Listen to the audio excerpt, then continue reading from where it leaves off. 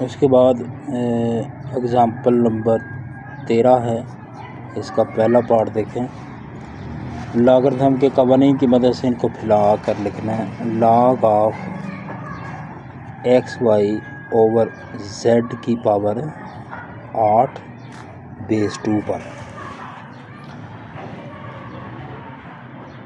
Sorry ये second part है, ये सेकंड पार्ट है। चलो इसको पहले कर लेते हैं।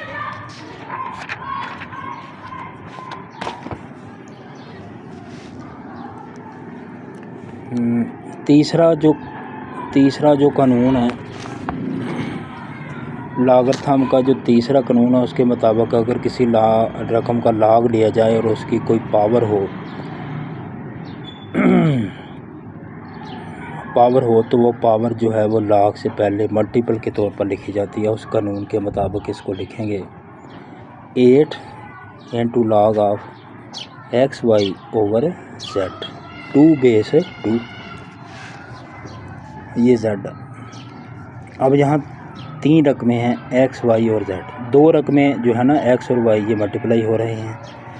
तो हमने हासिल ज़रब का पहला कानून पढ़ा था कि जब 2 रकमें आपस में मल्टीप्लाई हों तो उनका लॉग अलहदा जमा हो जाता है, और जो रकम डिवाइड होती है ना, जो तकसीम होती है, दूसरे कानून के मुताबिक उसका लॉग माइनस हो जाता है।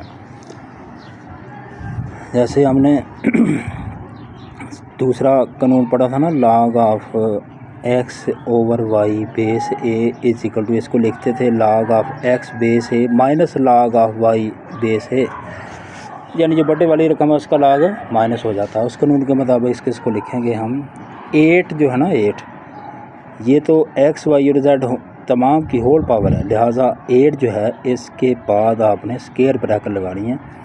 तो जब एक्स वाई पर जो कि मल्टीप्लाई हो रहे हैं इनको पहले कानून के मुताबिक आप एक्सपेंड करेंगे तो लिखेंगे log of x base 2 plus log of y base 2, और चूँकि z जो है वो डिवाइड हो रहा है दूसरे लॉग के मुताबिक इसका लॉग माइनस होगा, minus log of z base 2, ये ब्रैकेट क्लोज कर रही हैं।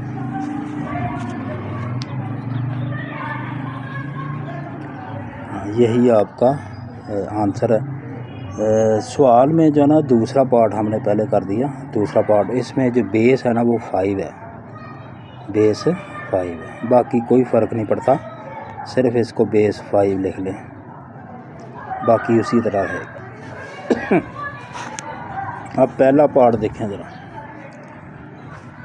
इसका पहला पार्ट है एग्ज़ाम्पल नंबर 13 का। Log of x minus y over z की होल पावर कितनी है? 3 बेस 2। जैसा कि हमने दूसरी एग्जांपल में पढ़ा है कि यहाँ भी तो एक रकम है और इसकी होल पावर 3 है, बेस 2 है, तो तीसरे लॉ के मुताबिक, लॉगरिथम के तीसरे कानून के मुताबिक जो कुव्वत नमा 3 है वो लॉग से पहले हासिल ज़रब के तौर पर लिखेंगे। इसको लिखेंगे हम 3 into log of x minus y over z base 2। अब चूँकि एक्स और एक्स में से वाई जो है ये माइनस हो रहा है और ये एक ही टर्म है, x minus y single term है, और जेड जो है वो सेकंड टर्म है। जो टर्म डिवाइड होती है सेकंड लॉ के मुताबिक उसका लॉग माइनस में लिखा जाता है। इसको फिर यूँ लिखेंगे 3 जो है वो तीनों की चूँकि पावर थी, इसके बाद आपने स्क्वायर ब्रैकेट लगानी है। Log of x minus y, जिसको आपने एक ही टर्म कहा था, ये ऊपर वाली टर्म है, और जो नीचे वाली टर्म है उसका लॉग माइनस होगा। ये आंसर है जी।